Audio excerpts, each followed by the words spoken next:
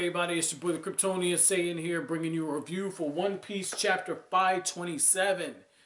Now this is getting interesting. This is getting really interesting. I like the diagram that Oda shows, where it shows how each level, the further you go down, the more dangerous it gets. And there's a level beyond level 5 where the most dangerous of pirates who have been erased from history are. Makes me wonder something. I might be wrong. I might be totally off the mark. But hear me out for a second. Is it possible that they didn't execute Roger and Roger is actually down on level 6? So I might be completely off on this. I might be off. Because people did see him get executed. But what if that was like a fake or something? I mean, but then again, now that I'm thinking about that, I'm debunking myself. Because Rayleigh did say that, you know, Roger spoke the words that sparked the new pirate age going on. So, yeah, okay, I just debunked myself. That would have been pretty cool if Roger had been down on level 6. But what I thought was really cool about that diagram is Oda has Luffy going into the depths of hell. Literally. I guess not literally because it's not fire and brimstone, but he's going into pirate hell, because the further and further he goes down, the more torturous things get. In level 1, they have these spikes that they basically say, welcome to Impel Down, where it's tainted in blood. Luffy has the gum fruit, and because of that, you know, Luffy, sharp objects can hurt him. It's a good thing he's traveling alongside Buggy. But what was really cool about this is Buggy's abilities. You know, Buggy's using his devil fruit abilities. Luffy's kind of riding on his back. Basically, Buggy is his magic carpet. Luffy's getting on his Aladdin shit, singing "It's a Whole New World," looking around, seeing all the spikes.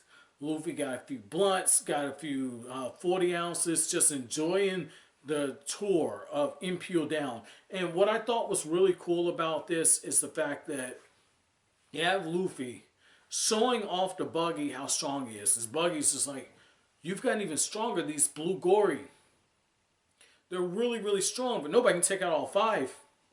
Luffy took out all 5 of them without trying, but Luffy does concede they're pretty damn strong anyway, but they're nothing I can't handle. So I'm really loving the fact that it looks like the further and further down that we go, Luffy is encountering people that he's met.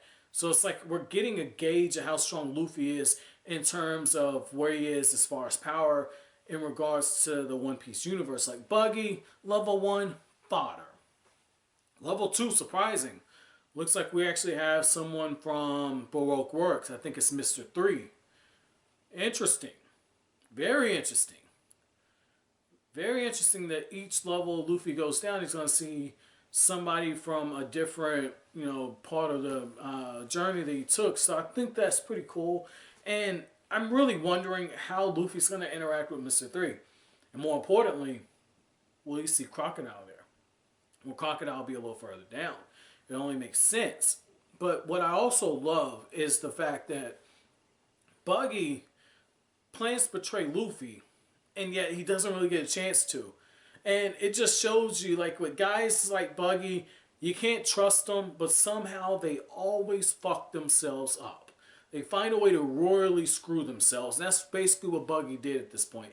Because Luffy says, yeah, this armband, Nami gave it to me. Oh, it's a treasure map. Who gives a fuck? You can have it. And what's really key about that is Oda answers my questions. It's like this motherfucker Oda got like a wavelength with me. You know, it's like he got a wavelength. He understands. Like, hey, Kryptonian's going to review this a few years from now. I got to make sure I answer his questions. Because I was like, man, I know Oda didn't have Buggy get captured back in Lugtown. That makes no sense. I was right. Because right here, Oda says in the SPS corner, he says, hey, man, nothing gets past these readers. You're damn right, Oda. We some sharp motherfuckers. You're right. I did, in fact, draw Buggy on the newspaper. You'll find out why he's on the newspaper when you read this volume. Buggy got caught.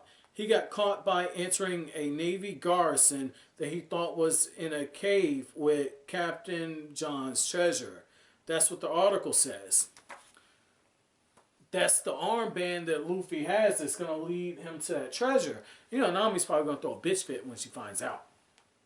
But I like how Oda just directly tied that in there. And just speaking of tying it in there, while all this is going on, I did find the CP9 thread impressive. I like how the fact that they tell Spandam, like, look, dude, we're all assembled. We're all good to go. We're coming for that ass. I love that. I like how Spandam and his father, they're, you know, going through the whole thing of where they're going to be plotting revenge. I think that's pretty cool. Opens up the return of CP9.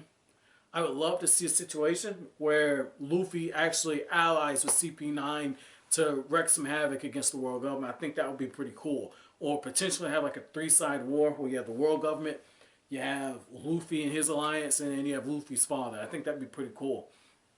But, or four-side war. Whitebeard. But this is what's really cool about all this. Is, yes, Luffy is raising hell. He's making himself known. He's betraying his promise to Boa Hancock, who fucking fell over. Oh my God. He didn't say thank you. He said, I love you.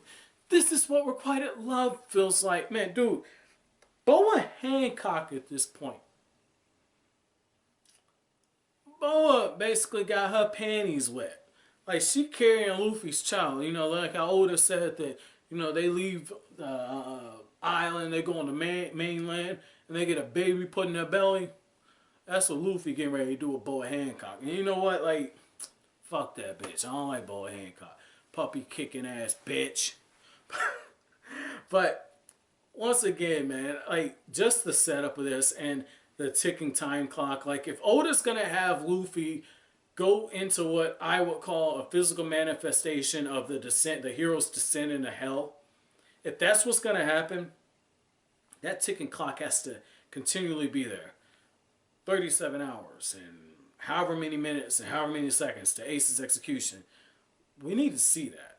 Because that just adds more tension to what we're getting. But my chapter question to you guys is, what were your thoughts about what I just said there?